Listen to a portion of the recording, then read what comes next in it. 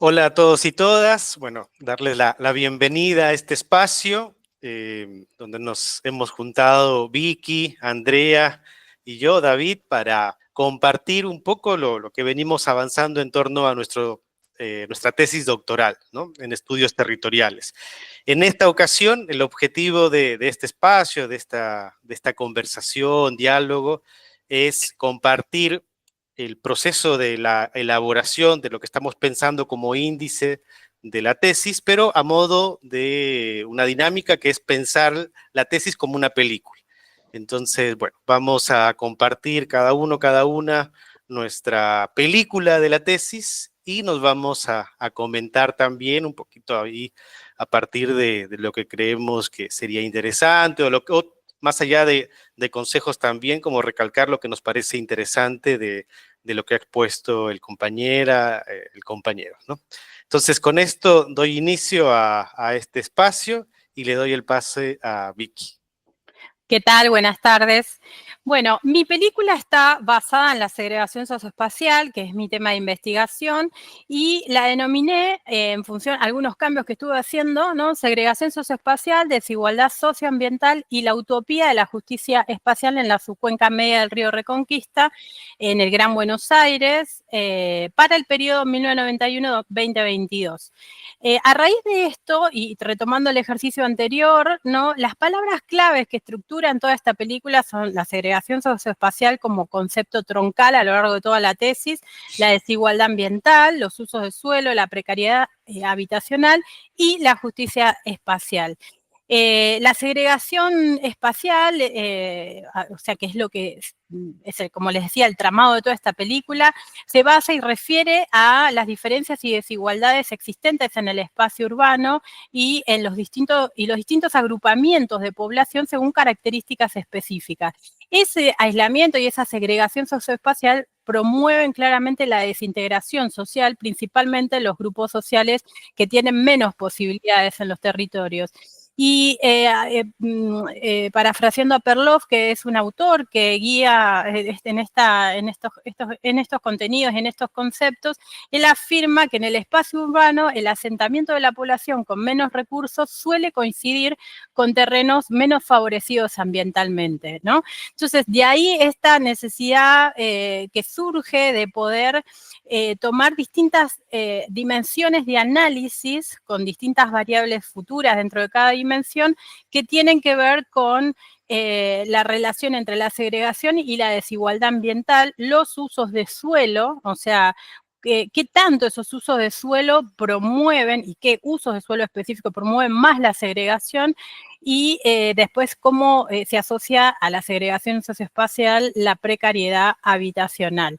Claramente, es una película muy repetida en América Latina y el Caribe porque es un tema muy investigado desde la década de 1990, cuando se empieza a considerar el fenómeno y el impacto que esta problemática tiene en la región, pero también luego, un poco más entrado de los 90, sucede y se empieza a investigar en Argentina, esto tiene un impacto, pero no hay estudios específicos dentro de la subcuenca media del río Reconquista, que es un área que transito hace muchos años y que claramente esta problemática se evidencia a diario.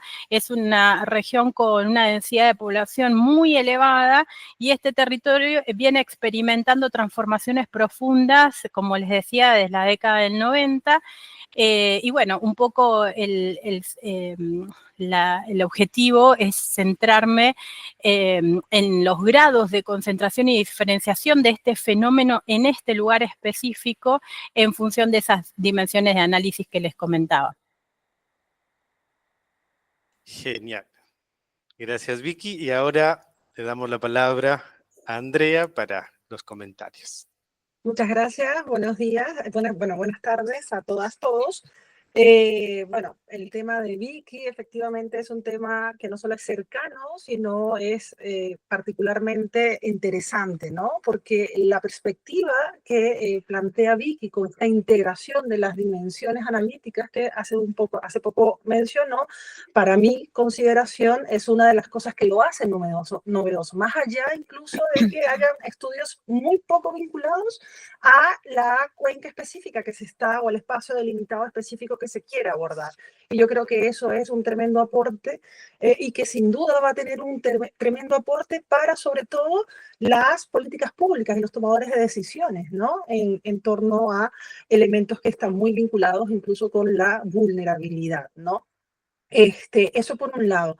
A mí me llamó mucho la atención Vicky, en este caso, que yo creo que se podría nutrir mucho la perspectiva desde, por ejemplo, con elementos de la historia ambiental, desde los planteamientos de los grandes historiadores ambientales de la década de los 70 y los 80, con esta vinculación entre lo que son los sistemas biofísicos y lo que son ya, digamos, las condiciones materiales de existencia de la misma población, que además van a conllevar una serie de desigualdades que son estructurales.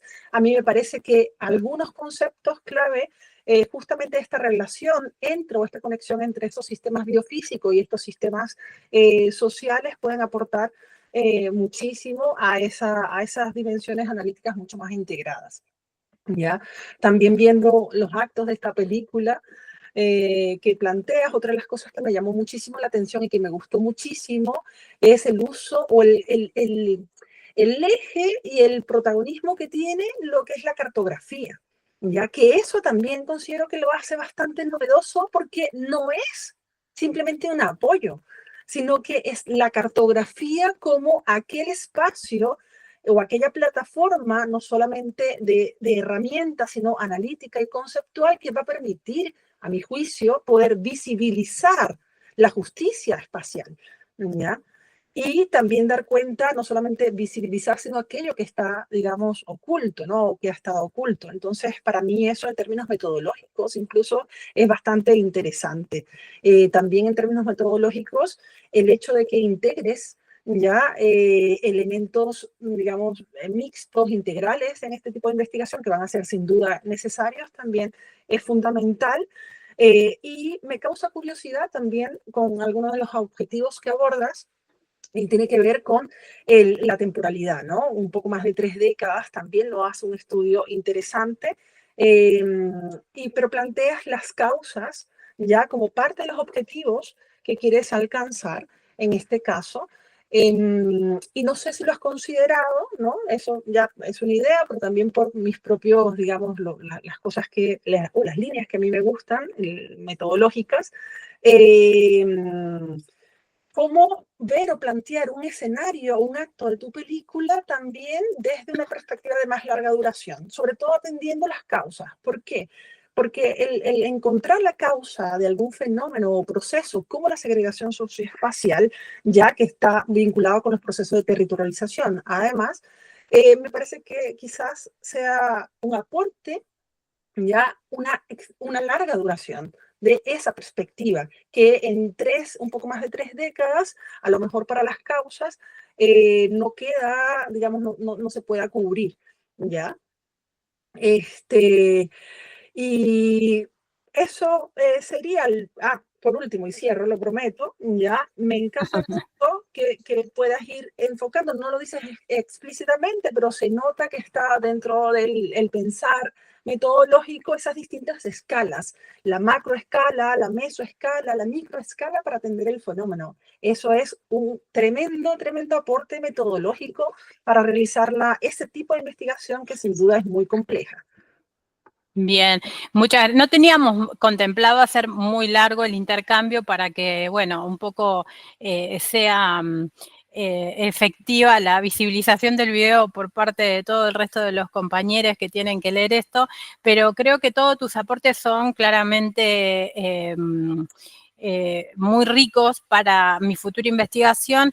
El tema del periodo así como está, es cierto que hay causas que sean más adelante, o sea, más atrás en el tiempo que el año 91, pero está sujeto también, como la idea es hacer una comparación y hay que hacer una construcción de variables en esas dimensiones que requieren de datos oficiales, hay datos que más allá de esos periodos no se consiguen, o sea, no se consiguen, ¿no? O sea, ya conseguir datos en la escala micro para el 91 es bastante dificultoso, aunque existen, pero más allá de eso, o sea, más atrás, es bastante difícil. Hay cuestiones ambientales que esto es un poco lo que hablábamos en los ejercicios previos también, ¿no? Que hay las variables de la investigación va a requerir distintas fuentes y distintas formas de construcción del dato, ¿no es cierto? Entonces, lo ambiental sí, muy probablemente venga de más atrás, de hecho es así, toda la cuenca del río Reconquista ha tenido una transformación enorme en el tiempo y que no se ajusta únicamente a los cambios de suelo, ¿no? Sino también, bueno, básicamente a eso, pero también a otros factores. Entonces, eso, bueno, hicimos ese corte también como para poder visibilizar las crisis, las grandes crisis económicas y sociales en Argentina, del 90, y también la cuestión de la pandemia en el medio, ¿no? Por eso ahí cerrar también en 2022. Y lo de la cartografía, a mí como geógrafa y como digamos, como analista en sistema de información geográfica, es siempre una herramienta muy poderosa en términos de comunicación. Para mí hablar de segregación no sería lo mismo, es solo escribir y analizar en un escrito que no poder mostrarlo, ¿no es cierto? Y que otro pueda ver y plasmarlo, y cómo eso, porque yo en mi cabeza imagino que todo eso, esos usos de suelo se fueron moviendo, ¿no? En todos esos periodos. Entonces, hay un trabajo enorme que tengo que hacer en ese sentido, pero la idea es poder visibilizarlo tal cual vos lo decís. Súper. Tarea enorme que tienes que enseñarnos a nosotros a también utilizarlo. Bueno, muchas gracias, Andrés. Gracias, bueno. Gracias Vicky, gracias Andrea.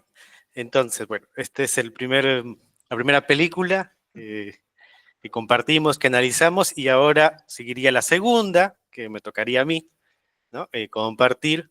Bueno, de Argentina nos vamos a Perú, específicamente a Ica.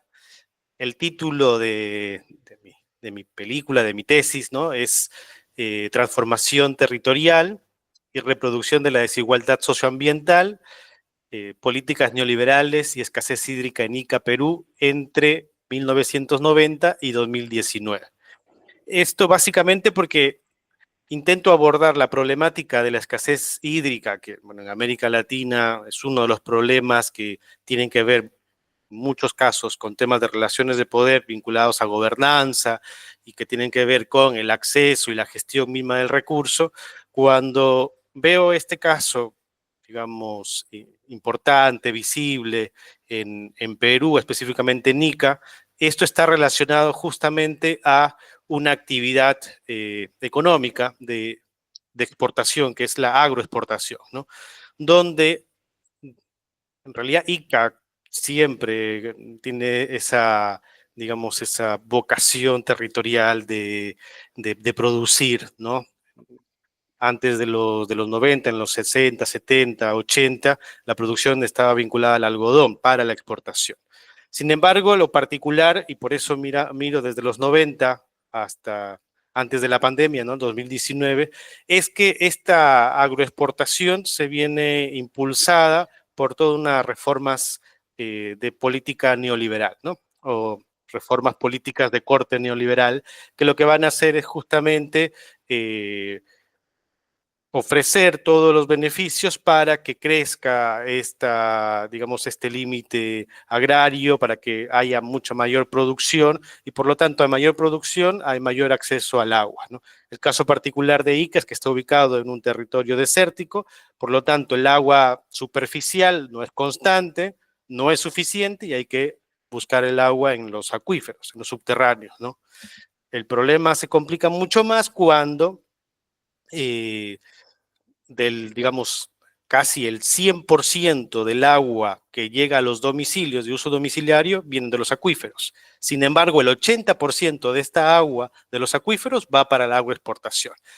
Y donde en el en el ámbito de la agroexportación, donde están los actores, las grandes empresas exportadoras y los pequeños y medianos agricultores, disputan también por ese acceso al agua, ¿no?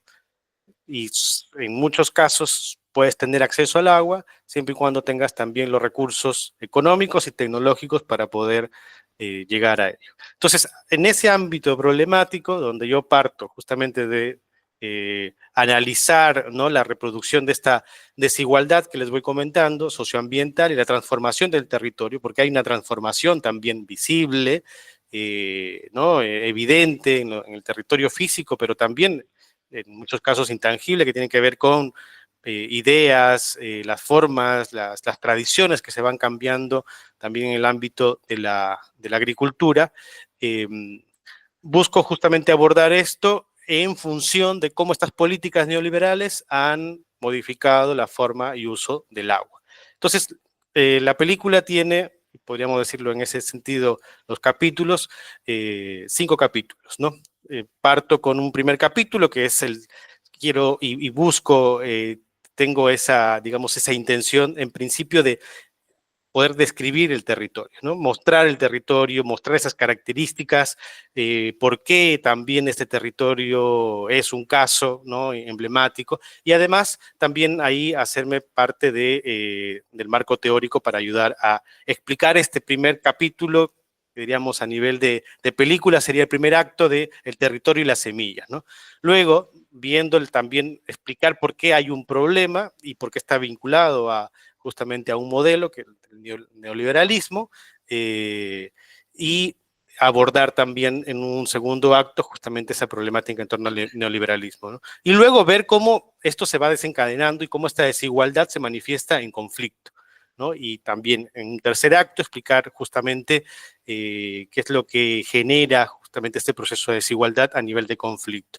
Luego, en el cuarto acto, explicar o describir cómo esa situación lo que ha hecho también es transformar territorialmente y paisajísticamente el territorio, ¿no?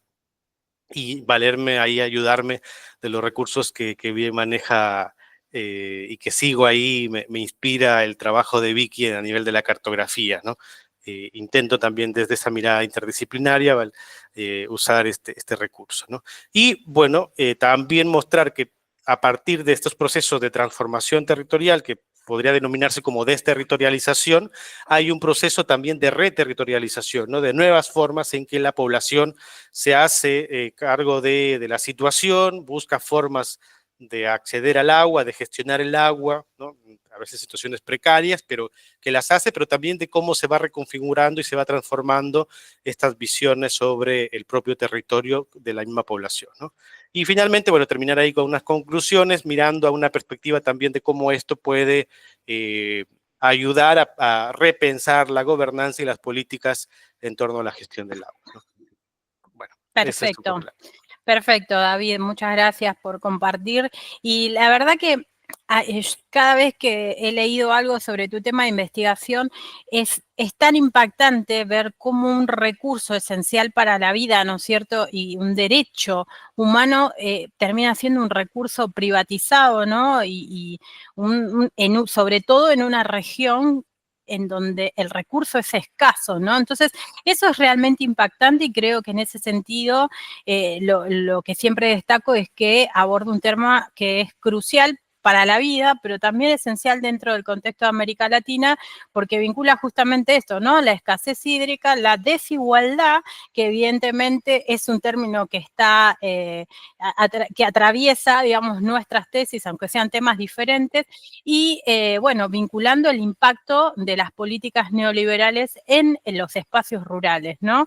Entonces, para mí, este caso y todo lo que vos puedas aportar a partir de ICA, claramente va a poder va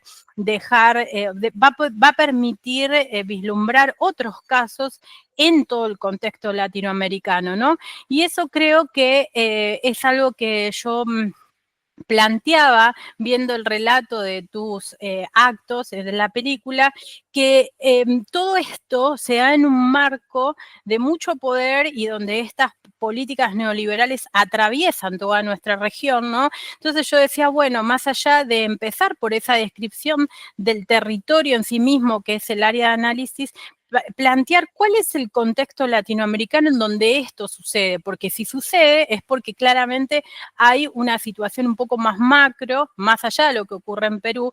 Obviamente en Perú con sus características, porque es un área muy árida, ¿no? En donde claramente este recurso es más esencial que en otros, pero digo, me parece que en ese sentido plantear el contexto regional en el cual esta situación en Perú tiene lugar y ocurre, evidentemente, creo que eso sería algo que permitiría robustecer más el inicio de este tema de investigación, ¿no?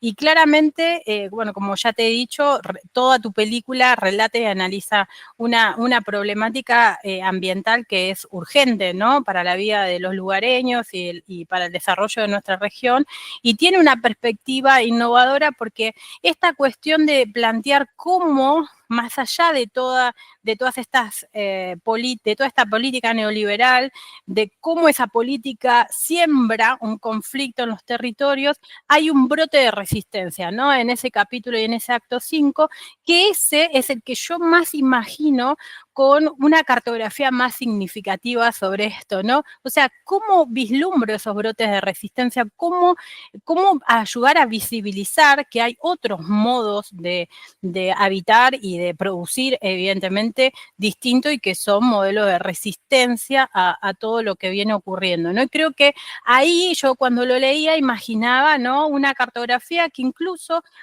más allá de los análisis que uno puede hacer con sistemas de información geográfica, retoman la cartografía social, o sea, te lo juro, cuando leí brote de resistencia, rápidamente me imaginé un vínculo directo con la cartografía social porque creo que habría mucho que decir desde eso, desde esa herramienta puntual dentro del mundo de la cartografía, ¿no?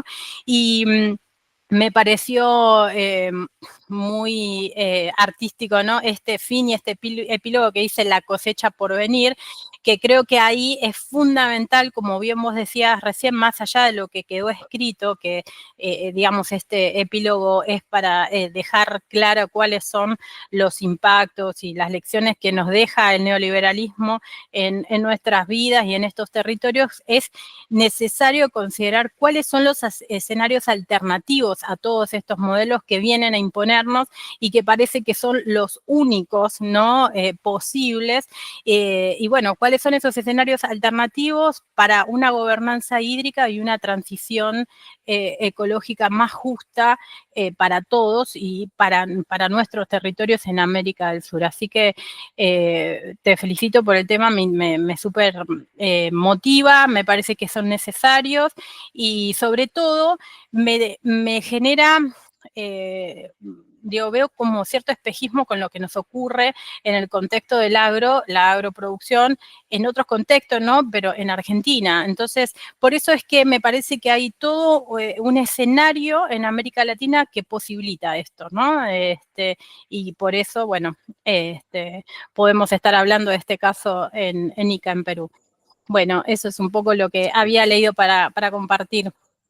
No, gracias Vicky. En realidad sí, siempre hago alusión para introducir mi tema a la cuestión latinoamericana, ¿no? A la región. Y te agradezco mucho que vuelva sobre esto porque a veces me olvido y me quedo en el caso, ¿no?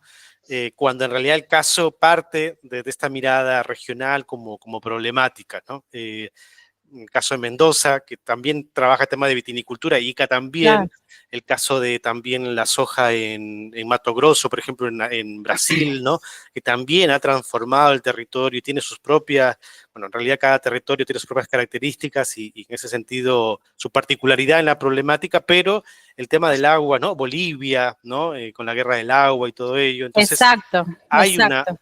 hay un tema ahí de que yo debo seguir trabajando y viendo cómo partir de esta mirada más regional hacia el caso, ¿no? A veces me pasa que voy del caso intento ahí meterlo a ese nivel más, a esa escala regional, pero me parece bien importante como lo mencionas y te agradezco para volver a esa reflexión, ¿no? Y una cosita más. Sí. Yo creo que más allá de toda esta investigación que vos hagas y en esta cartografía final que permite plasmar esto, creo que todo el desarrollo hacia atrás de los antecedentes, de qué pasó con todas esas políticas, va a permitir analizar cómo históricamente se vienen preconfigurando nuestros territorios, porque esto que sucede hoy ya estuvo pensado hace mucho tiempo atrás, y por estos actores que claramente, digo, la diversidad de los actores presente en esto, ¿no? Entre los agricultores, las empresas del Estado, todos los que vos mencionás, digo, hay algunos específicamente todos, todo lo que es económico, el poder económico, las empresas, que tenían puesta la mirada en nuestro territorio, ¿no? Entonces, incluso en ese sentido, la cartografía ayuda mucho porque hay cosas que hoy lo vemos en el territorio y que históricamente ya estaban pensadas, ¿no? Antes de que ocurrieran. Es lo que pasa hoy en Argentina también. Así que, bueno, un gustazo, compañero. Y gracias también por esta cuestión de la cartografía social, para visibilizar las resistencias, porque ahora me das esa idea para poder... a mí también. Pensarlo, repensarlo, visibilizarlo, ¿no? Visibilizar esta idea de resistencia que a veces uno lo encuentra en el discurso, pero también cómo se materializa en el territorio, ¿no? Exacto. Yo creo que hay que tener claro que mucha de la cartografía técnica que producimos, toda la cartografía tiene un sesgo y una ideología, pero digo, darle lugar al sujeto y que sea el sujeto el que construye esa cartografía, a partir de eso que podemos hacer el análisis de nuestras investigaciones, es fundamental y cada vez cobra cada vez más vida y que claramente podríamos hacerlo los tres. Sí. Estamos ahí, es una invitación a seguir pensando juntos. No, claro. Sí. Muchas gracias Vicky. Y bueno, y damos pase ahora a Andrea para comentar su película. Ya, muchísimas gracias, David. Vicky, además que ya cuando nos ponemos así como, nos sentimos como en casa, de verdad que son temas que son transversales, ¿no? A la región. Y ya ahora nos movemos, pasamos un poco a Ica y nos movemos ya particularmente a Chile, a una región como la región de Valparaíso, que es una región que históricamente ha estado y ha configurado una relación con el territorio, muy, por cierto, Vicky, asociada a temas de segregación socioespacial también, ¿no? Pensemos en los cerros de Valparaíso, por ejemplo, y que además, en términos de riesgos, ya también es una región que históricamente se ha visto o confluye en distintos tipos de fenómenos naturales, ya, de impacto lento o impacto súbito, que además se han ido configurando históricamente como amenazas, ¿no? Para esos mismos contextos ya mucho más sociales. Y por ahí va justamente mi tema, ¿no? Mi tema o esta gran película que presentamos el día de hoy, que lleva por título Efectos e impactos del Niño Oscilación Sur en Chile, hace una historia ambiental de los eventos climáticos e hidrometeorológicos extremos en la región de Valparaíso entre los siglos XIX 20 o 21, ahí yo todavía con el cierre de mi investigación estoy un poco dudosa, ¿no? Es un estudio de larga duración. Ya los estudios de desastres, digamos, en términos de quienes hemos construido estudios de desastre, por lo general articulan mucho esta relación o esta temporalidad amplia porque es lo que nos permite ver estas transformaciones de acciones, de prácticas y respuestas frente a determinados fenómenos en estrategias pensadas, digamos, como colectivo, también institucionales, sociales, pero estrategias adaptativas que justamente trascienden los distintos acontecimientos. Entonces, en este sentido, esta gran película está enfocada mucho en un concepto que es fundamental, que es el concepto de desastre, ¿no? Se va a reconstruir, o la idea es reconstruir justamente estas distintas historias del desastre como un proceso histórico, digamos, social, que viene a develar condiciones críticas preexistentes, y eso es uno de los puntos donde coincidimos, o coinciden estas tres grandes películas, ¿no? Que tienen que ver con elementos de vulnerabilidad y tienen que ver con elementos de desigualdad, que son aquellos que justamente permiten la producción de procesos de desastre que todavía lamentablemente se sigue reproduciendo en el discurso, sobre todo institucional y de los medios de comunicación, ese mal llamado desastre natural, ¿no? Que se utilizaba mucho como enfoques desde las ingenierías, ¿no? Principios del siglo XX, mediados del siglo XX, donde se convirtió en un enfoque dominante, pero que después de la década de los 90 comenzó justamente a hacer un énfasis en la vulnerabilidad, siendo este realmente el factor fundamental en la detonación de procesos de desastres. Es decir, que no hay un sinónimo entre el desastre y el fenómeno como tal o la amenaza, ¿no? Y por ahí justamente va el tema. La idea es reconstruir o hilvanar historias, distintas voces a lo largo de este gran periodo, pero con acontecimientos específicos. Y además, pensemos que actualmente también vemos muchísimo cuáles han sido los impactos y efectos que tienen fenómenos, fluctuaciones ya globales como Enos. Entonces, digamos, el gran interés es justamente reconstruir esos efectos, estos impactos a nivel local, ¿ya? Y en una larga duración para ver cómo se han ido transformando esas respuestas, ¿ya? A pesar de que se ve como una temporalidad muy amplia, los acontecimientos tienen que cruzar, digamos, uno que sea niña o niño, que en el caso de Chile, la niña intensifica ya sequías y el niño está asociado a inundaciones, ya a lluvias torrenciales, inundaciones. Entonces, esa serie de elementos ahí van a articularse para la selección de los casos que van a ser como esas ventanas críticas, esas ventanas de interpretación de esa realidad, ¿no?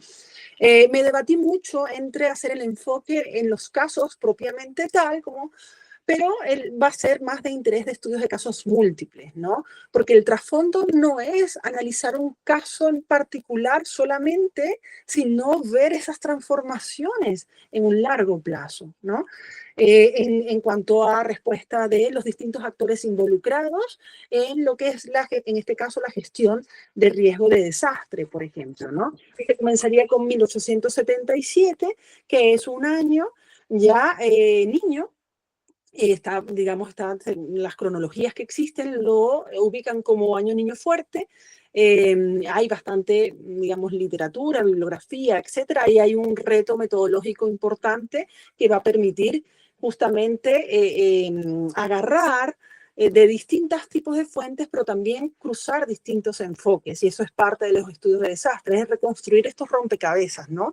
Son distintas fuentes, distintas piezas aisladas que vamos reconstruyendo a lo largo del tiempo para poder ver la panorámica. Por eso a mí la idea de la cartografía y de aprender, digamos, realmente como corresponde a utilizarla no solamente como herramienta, sino como plataforma analítica e interpretativa me parece que también va a ser muy útil para este tipo de temáticas que nos cruzan a los tres, ¿ya? En ese sentido, yo la película la he estructurado en 3 grandes actos, ¿ya?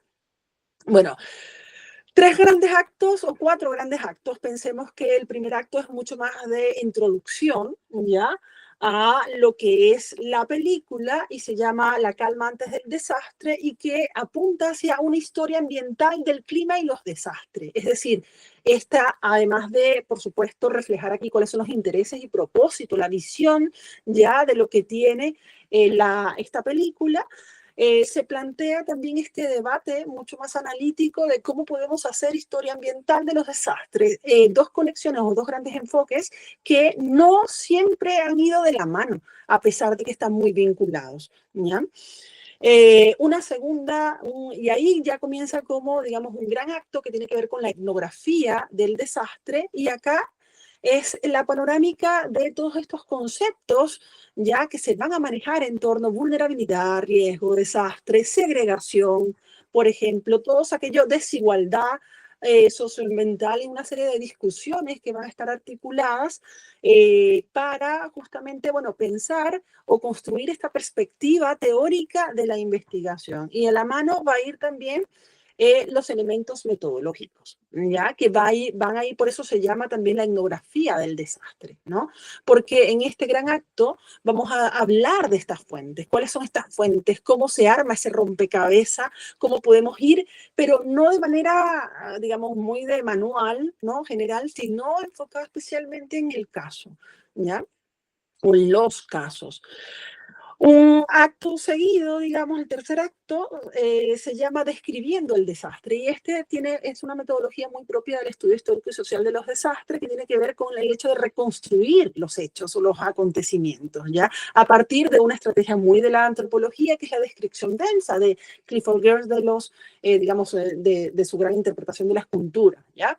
Entonces acá vamos a reconstruir esa manifestación, ¿ya? Ese cruce de lo que son, digamos, esos distintos casos que tenemos asociados, ya sean a sequías, inundaciones, etcétera, a la manifestación de Enos y a su materialidad en en una región, porque ahí van a haber una comparación de distintos casos locales y no es al azar también que sea una región completa como Valparaíso que se escoge. Ya después y antes del epílogo tenemos la última parte, que hace una reconstrucción desigual del desastre. Y acá se van a ver esos efectos y esos impactos a partir de retomar, por supuesto, toda la plataforma analítica y de la construcción de la perspectiva teórica, pero una cosa es la manifestación del evento y otra cosa es la reconstrucción de los efectos y los impactos de estos a escala local, ¿ya? Entonces, acá va a estar enfocado en esto. Vale acotar que estos tres grandes actos, sacando introducción y epílogo, son tres grandes, si lo asociamos a la tesis, son tres grandes partes. Yo he decidido dividir en partes la tesis y cada parte está compuesta por más o menos 4 capítulos, ¿ya? Entonces, ahí digamos, así se va estructurando esta película. Y cierro en las conclusiones ya con estas memorias de resistencia, ¿no?, climática en Valparaíso, ¿no? Y la palabra de resistencia justamente porque hay una desigualdad muy estructural y porque los desastres no son homogéneos, son heterogéneos. Entonces a entender que no son naturales, entendemos también que una amenaza, la manifestación de una amenaza en un espacio no necesariamente significa un desastre en otro espacio. Y lo que va a hacer que sea un desastre o no es esta relación con los espacios biofísicos y los modos de producción. ¿Ya? La manera en que la sociedad ha construido ya esas relaciones económicas, políticas, sociales, culturales, etcétera, con el territorio. Y esa sería mi película. Genial, Andrea. Muchas gracias. Muchas gracias. Bueno, me toca a mí comentar. Voy a comentar brevemente. Debo decirte, Andrea, que cada vez que te escucho, ¿no? Durante este tiempo que vienes comentando un poco tu tesis y ahora que leo este texto para esta dinámica, a mí siempre me evoca la parte más técnica en tu tema y me parece bien interesante cómo lo vinculas a historia ambiental y cómo hay toda esta reflexión más desde las ciencias sociales, porque cuando leo, ¿no?, tu tema que está vinculado al niño, a la niña, ¿no? Siempre a veces también haces alusión a la niña, siempre haces tú la corrección de no hablar de desastres naturales, sino de desastres sociales. Me hace recordar a mis cursos de planificación territorial y de la gestión de riesgo de desastres, ¿no? Entonces, ahí destaco digamos, la importancia que tú le das también a esta mirada multidimensional de la vulnerabilidad, ¿no? Y cómo lo quieres evocar desde la historia ambiental y justamente volviendo siempre sobre el aspecto de la memoria, ¿no? De rescatar esos ámbitos. A mí solamente te estoy hablando de esa parte técnica, que yo no soy experto tampoco en ello, pero siempre recuerdo que la gestión de riesgos de desastres, ¿no?, y cuando hablamos del tema de vulnerabilidad, también se hace alusión al aspecto de la resiliencia, ¿no? Como uno de los componentes de esa gestión, ¿no? Hice una cuestión mecánica de control F y buscar resiliencia, si lo mencionas, ¿no? en el texto, y no aparece. Es más, Vicky lo menciona, ¿no? En este texto. Solo eso, ¿no? Si es en realidad, no sé si a nivel teórico es un concepto importante dentro de ello, pero solo comentarlo, ¿no? Sobre el punto de la resiliencia, cuando se evoca también a la cuestión de la memoria, no sé si también está inmerso allí este aspecto, ¿no? Luego, me parece bien bacán, bien interesante, cuando pones tus objetivos específicos, cuando buscas, aparte de hablar de la forma en cómo responde el Estado, o sea, los gobiernos nacionales, subnacionales, ¿no? Esas prácticas, esas estrategias, vas a los actores, ¿no? Locales o a la población misma y buscando esa caracterizar las percepciones y representaciones, ¿no? Busco también yo en mi tesis, me parece bien bacán encontrarlo también en lo tuyo y cuando conversamos con Vicky también está, pero eso de ir a, cuando hablamos de la cartografía social, también tiene que ver con las percepciones, representaciones, emociones, que muchas veces el aspecto técnico del abordaje del problema deja de lado, ¿no? Y siento que hay tanta respuesta, es tan rica la respuesta en esas percepciones que a veces pueden ser analizadas como algo subjetivo, que en realidad son importantes porque vuelvo yo siempre a esta idea de que los que conocen mejor sus territorios son los que lo habitan, son los que los viven, son los que lo sienten, ¿no? Entonces me parece bastante importante y saludo eso, ¿no? De que vayamos a eso, que vayas todo eso, porque muchas veces las políticas tienen su sostenibilidad en esas percepciones, ¿no? Luego, ya en la película, en los actos, esto es una tara mía, es ahí un tema mío, de la descripción del territorio, ¿no? Mucho más cuando, por ejemplo, haces alusión a esa segregación, ¿no? Imagino Valparaíso, ¿no? Y de esas zonas porque es todo tienes el plan, ¿no? El plano y los cerros, ¿no? Y los cerros también con sus propias características, ¿no? Uno más lindo, más coloridos. Mientras más subes, se muestra más la desigualdad, se ve ahí, ¿no? Es perceptible, ¿no? Mientras que abajo en el plano, como más ordenadito, más limpio, ¿no? Y a veces hasta eso que está arriba, que está detrás, no se ve, ¿no? Entonces, pensaba que quizás podría ayudar esa caracterización, esa descripción del territorio también a entender esta complejidad de los impactos del niño, ¿no? Luego, y aquí ya voy terminando, sí, sobre estas manifestaciones también de la desigualdad socioambiental, esto también lo traigo desde lo que yo voy reflexionando, de cómo se va manifestando esta desigualdad en términos de conflicto, ¿no? De cómo se visibiliza y de cómo una forma también de resistir a estos procesos de desigualdad, de cómo resistir a estas situaciones de vulnerabilidad, muchas veces se manifiesta en conflicto, ¿no? Yo tengo una cercanía, digamos, con Chile, porque tengo amigos y también en Valparaíso, entonces, y ahora con las redes llegan al toque las noticias, ¿no? Pero cada vez que hay incendios, cada vez que hay estas situaciones en Valparaíso, hay una manifestación grande, ¿no? De la población. No sé, lo menciono allí porque quizás también sea una forma de resistir, también en estas formas de manifestación, de acción colectiva de protesta, ¿no? No sé, lo mencioné ahí como un tema. Me gusta esta forma como cierras con el tema de la memoria, como forma de resistencia climática. Yo ahí nada más diría también cómo esta memoria, cómo estas percepciones, cómo este abordaje histórico también